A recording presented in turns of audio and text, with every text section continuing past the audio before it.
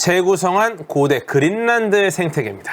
침엽수가 울창한 숲이 있었다. 투구개와 술록이 존재했다. 코끼리의 조상이 있어요. 마스토돈, 얘가 뛰어다녔다.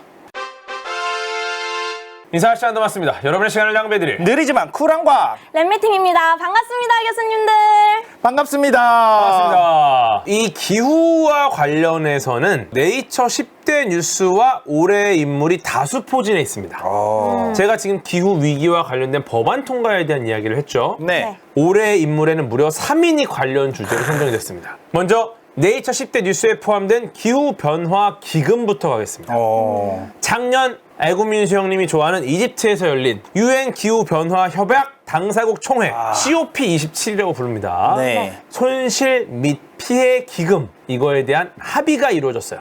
요게 이집트에서 열릴 때 애군 민수님이 현장에 계셨어요. 이 기금이 저소득층 및 중간소득 국가들이 기후변화 영향의 비용을 충당하는 데 도움이 될 걸로 보고 있는 거죠. 어려운 국가들한테는 큰 도움이 될 수도 있다. COP27에서는 화석연료의 단계적인 폐지에 대한 요구, 이런 것들도 사실 있었거든요. 근데 석유 생산국에 의해서 차단이 됐습니다. 이런 것들은 좀 아쉬운 부분도 있습니다. 그래도 뭐 좋은 성과라고 보는 거죠. 러시아의 우크라이나 침공으로 촉발된 에너지 위기, 요것도 이제 비난을 많이 했었죠. 유럽이 진짜 고생을 많이 하고 있거든요. 이 에너지 위기 때문에. 모든 나라가 고생을 하고 있죠, 지금. 그것 때문에. 그렇죠. 그리고 이제 높은 천연가스 가격 때문에 일부 유럽 국가들이 일시적으로 석탄에 의존하기도 했다. 네, 지금. 화석 연료로 인한 전 세계 탄소 배출량이 올해 거의 신기록 세운다는 거죠. 지구 평균 온도가 상승하는 이 상황을 억제할 수 있는 골든타임이 있어요. 이 골든타임이 이미 지나갔다. 혹은 지금 지나가기 직전이다.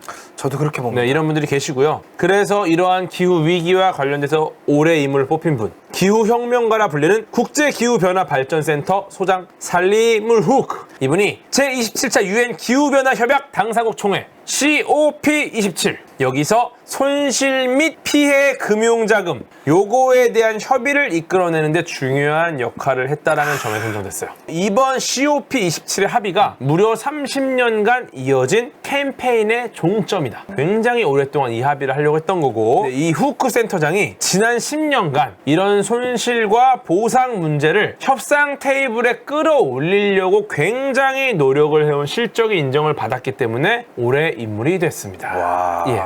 이제 8번째 뉴스입니다. 유엔 사무총장 안토니오 구테우스, 위기 외교관이라는 칭호와 함께 네이처 올해 인물로 선정됩니다. 각국 대표들 앞에서 기후위기의 심각성을 알렸고요. 선진국 지도자들에게 경종을 울렸다. 그리고 러시아, 우크라이나 침공, 우크라이나 곡물 수출이 막혔어요. 이 상황에서 곡물 수송을 위한 보호통로 설치해 놨었습니다. 세계 시장으로 수출되는 밀, 보리, 옥수수, 해바라기, 유, 이거 한 최소 30%가 우크라이나에서 만들어진다고 해요. 곡물 수송 경로가 차단이 되면은 식량 가격이 치솟는다. 수백만 명의 사람들이 기아에 시달릴 위험이 있다. 흑해 곡물 수출 협정을 체결합니다. 결국 흑해를 통과하는 방법을 찾아냈어요. 그래서 식량 가격이 10%가 떨어지면서 안정화가 됐고요. 무려 1110만 톤의 곡물과 식량이 흑해를 통과하게 됐죠. 네, 그래서 그 공로로 올해 인물이 됐습니다. 네. 환경 보호를 위한 글로벌 협약도 네이처 10대 뉴스로 등장을 했습니다. 캐나다 몬트리올에서 열린 UN 생물 다양성 협약 당사국 회의, 이게 COP15라고 부릅니다. 코로나19로 인한 새로운 생물 다양성 조약이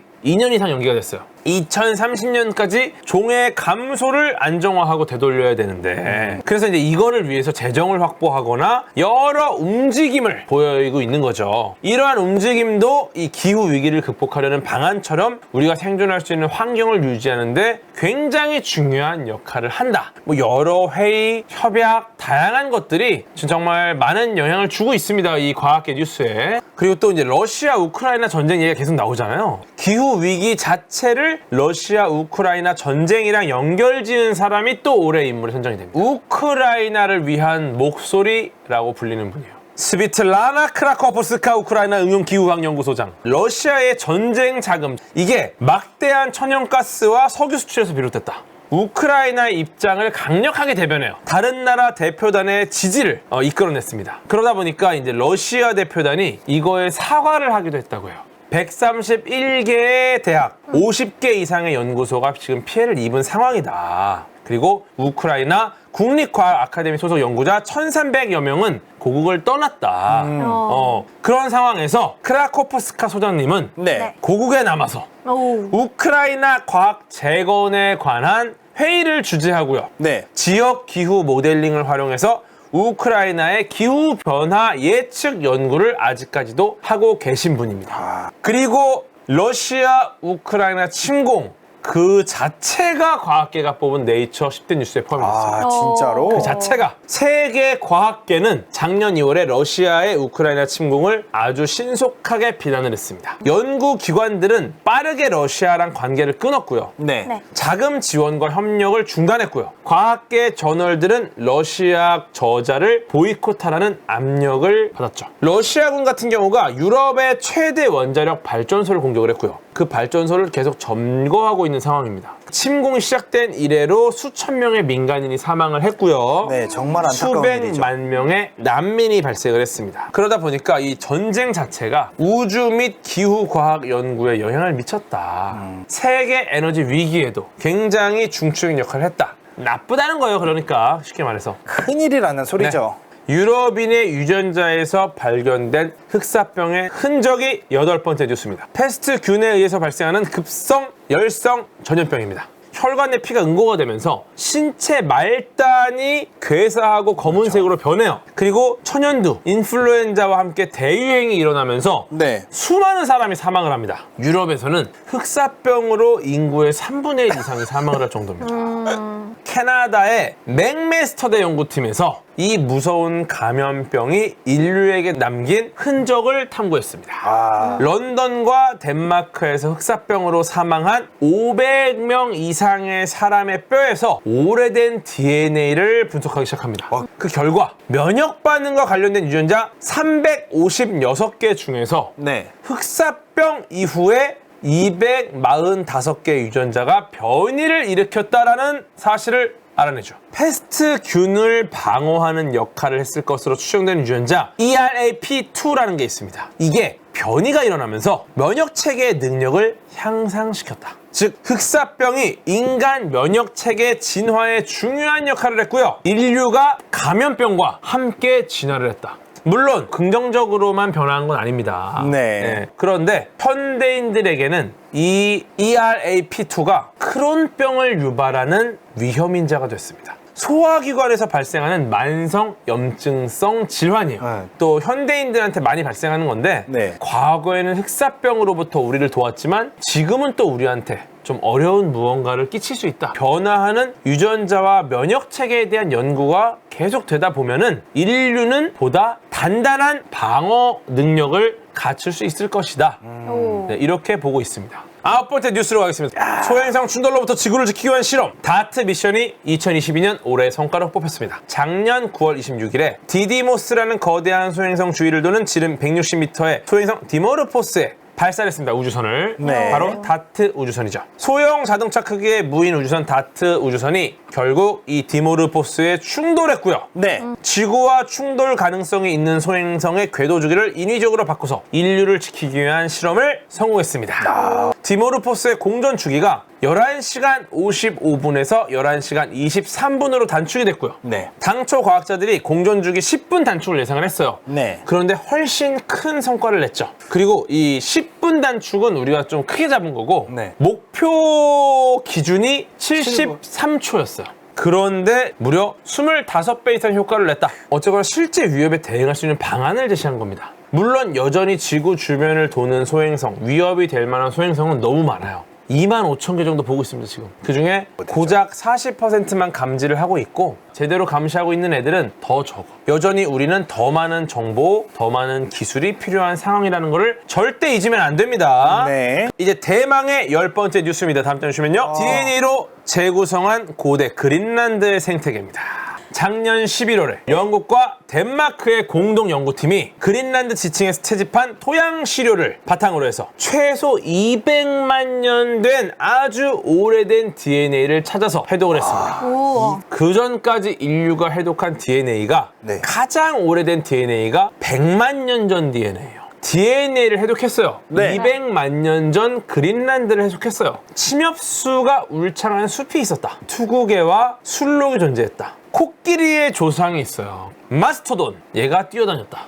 그런데 지금까지 코끼리가 북미 등에서만 서식한다라는 게 정설이었어요. 하지만 그런 학설을 뒤엎고 그린란드에서 뛰어다녔다. 이런 최초의 성과를 낸 겁니다. DNA를 통해서 잃어버린 시간을 재건했다는 점에서 굉장히 높은 평가를 받았습니다.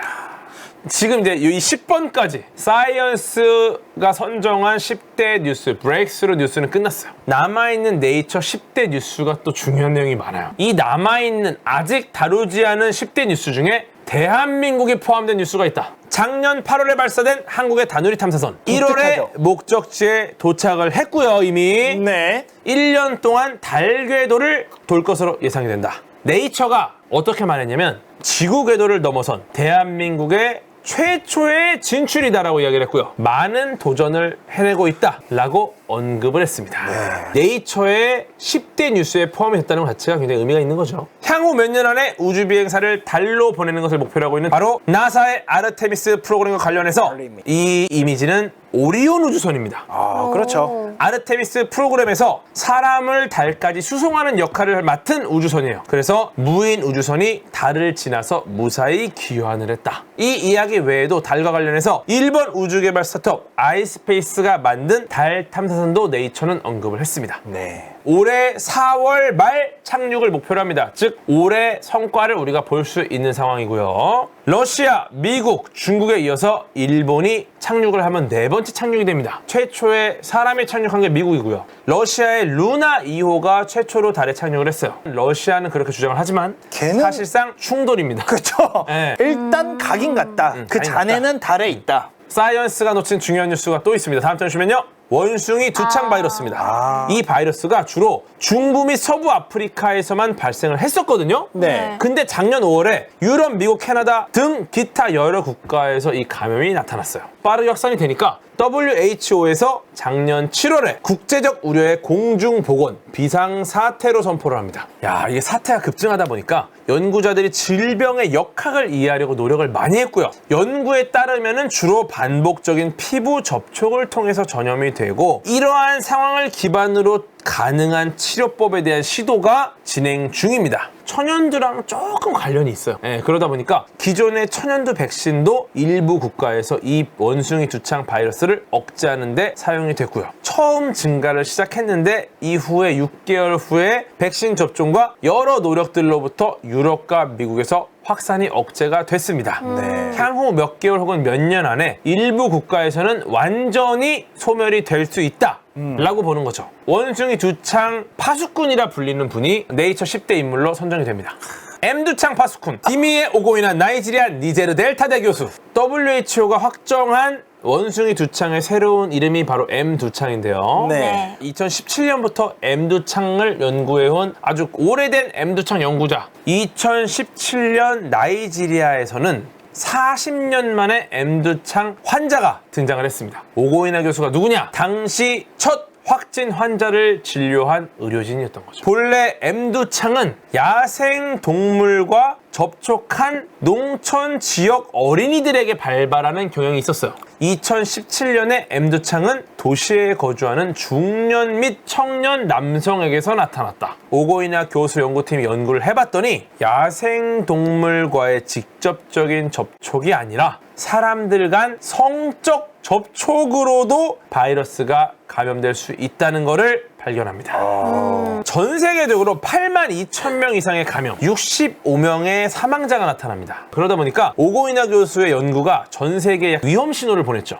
M두창 교육 및 예방접종 캠페인을 가속화하는데 큰 도움을 줬다. 이게 바로 이 오고이나 교수가 10대 인물로 선정된 이유죠. 사람에게 이식된 돼지 장기에 대한 연구가 네이처 10대 뉴스에 포함이 됐죠. 지난 1월에 첫 돼지 심장을 사람에게 이식했어요. 미국의 데이비드 베넷, 이분이 유전자 변형 돼지의 심장을 이식받은 최초의 사람이에요. 과연 동물이 인간에게 장기를 공급할 수 있을까? 이걸 확인하는 매우 중요한 임상 실험이었어요. 저분께서는 이식 후에 8주를 더 생존하셨습니다. 심장이라는 장기는 고장나면 끝이에요. 인간의 면역 체계가 비유전적으로 변형된 돼지의 장기를 만약에 이 장기가 몸 안으로 들어왔으면 몇 분 만에 공격을 해요. 몇 분 만에 공격을 한다는 점을 감안했을 때 베넷이 무려 8주를 살아남았다는 사실에 놀랐죠. 몇 달 후에 미국의 두 연구 그룹이 뇌 기능을 이미 상실했기 때문에 법적으로 사망했다고 선언된 세 사람에게 돼지 신장을 이식하는 수술을 또 해요. 장기는 거부되지 않고 소변을 생성하기 시작했다. 살아있는 사람한테 하기엔 너무 리스크가 크니까 법적으로 사망한 분의 신장을 이식하고 나서 신장이 작동하는지를 본 겁니다. 이거의 다음 단계는 살아있는 사람을 대상으로 한 임상 실험입니다. 모하마드 모히우딘 미국 메릴랜드대 의대 교수입니다. 데이비드 베넷에게 심장을 이식한 분입니다. 네, 그래서 네이처가 선정한 올해의 인물이 됐습니다. 연구팀은 미국 식품의약청 FDA의 임상실험 긴급 승인을 받았고요. 수술 초기 환자는 순조롭게 회복을 했지만 2달 후 사망을 했어요. 사망자의 몸에서 돼지 거대세포 바이러스 DNA가 발견이 됐습니다. 사전에 돼지에게 바이러스가 있는지 검사를 했습니다. 네. 그런데 잠복한 채 숨어있던 바이러스는 찾아내지 못했어요. 즉 사망한 이유가 돼지의 바이러스 때문이에요. 이종 이식 분야에서 정말 중요한 진전을 이루어냈다라는 평가를 받았습니다. 그 외의 10대 뉴스. 브라질, 호주, 프랑스 총선에서 과학을 국가 성장 전략의 핵심으로 두는 지도자가 선발된 게 네이처 10대 뉴스에 포함이 됐어요. 과학기술의 중요한 전략을 핵심에 두는 지도자가 뽑혔다. 네. 이거는 과학계에 굉장히 중요한 이슈입니다. 예, 포함이 됐고요. 낙태를 원했지만 이 낙태를 거부당한 사람들, 이분들이 얼마나 많은 여러 환경적인 문제와 뭐 여러 가지 문제들을 연구를 해서 네. 낙태 금지법에 반대하는 과학적 근거를 제시한 바로 다이애나 그린 포스터, 미국 UCSF 교수가 네이처 올해 인물에 포함이 됐고요. 그리고 장벽 없는 과학 정보를 제공하는 데 일조한 알론드라 넬슨 미국 백악관 과학기술 정책실장도 네이처 10대 인물에 선정이 됐습니다. 여기까지가 2022년 과학계 다양한 빅뉴스와 올해의 인물에 대한 이야기였습니다. 2023년 기대되는 유망주 과학기술에 대한 이야기가 지금까지 한 이야기만큼 남아있어요. 2024년에 2023년 결산 때 하자. 대신에 제가 한 가지만 뽑았습니다. 바로 유클리드 우주망원경입니다. 어쩌면 제임스 웹 우주망원경만큼 우리에게 이용할 양식을 줄 수도 있다. 얘네들. 많은 놀라움을 선사할 네. 수 있죠. 이 우주망원경은 9월 발사 예정입니다. 네. 유럽 우주국 이사의 우주망원경이고요. 목표가 우주의 탄생과 미래에 대한 실마리를 찾는 것이 목표입니다. 이 두 가지를 해내기 위해서 중요한 게 뭐냐? 암흑물질입니다. 암흑물질과 암흑에너지의 양을 정확하게 파악하는 게 목표예요. 보이지 않는 무언가, 보이지 않는 구조, 보이지 않는 형태, 이거를 굉장히 멋있게 말하잖아요. 네. 우주 시공간입니다. 우주 시공간의 기하학을 결정한다. 이게 바로 유클리드 우주망원경의 목표예요. 유클리드 기하학으로 굉장히 유명한 수학자 유클리드의 이름을 땄어요. 유클리드 우주망원경 어디로 가느냐? 제임스 웹이 돌고 있는 바로 그곳 라그랑주 점으로 갑니다. L2 포인트로 가요. 6년 정도 궤도를 돌면서 우주의 3차원 입체 지도를 그릴 예정입니다. 저도 굉장히 존경하는 베라 루빈이라는 과학자죠. 네. 바로 암흑물질을 주장했다가 드디어 그게 정설로 받아들여지면서 정말 눈물을 흘렸던 암흑물질의 데모, 칠레에 완공될 베라 루빈 망원경이 있어요. 네. 얘가 하늘 전역의 지도를 그려요. 지름이 8.5m 크기의 이 망원경이 올해 7월부터 관측을 시작합니다. 무려 32억 화소. 이미지 센서를 갖춘 광시야 망원경으로 남반구 하늘 전체를 아주 짧은 시간 동안 초고해상도로 관측을 합니다. 지상에는 올해 7월부터 관측 시작되는 망원경, 그 다음에 우주에는 9월에 발사되는 우주 망원경. 지상과 우주에서 그려낼 정밀한 우주의 모습이 앞으로 새로운 천문학의 새로운 시대를 열어갈 것이다. 유클리드 우주 망원경 미션에 지금 참여하고 있는 한국인 과학자가 있습니다. 제 후배가 지금 참여하고 있어요. 이런 분들이 아마 안될과학에 나올 예정입니다. 유클리드 우주 망원경과 관련해서 굉장히 위대한 업적을 안될과학에서 들려드릴 거고요. 네. 베라 루빈 망원경도 마찬가지입니다. 2023년에는 유클리드 우주 망원경이 굉장히 멋진 모습을 보여줄 것을 예상하면서 2023년 기대주 마치겠습니다. 야.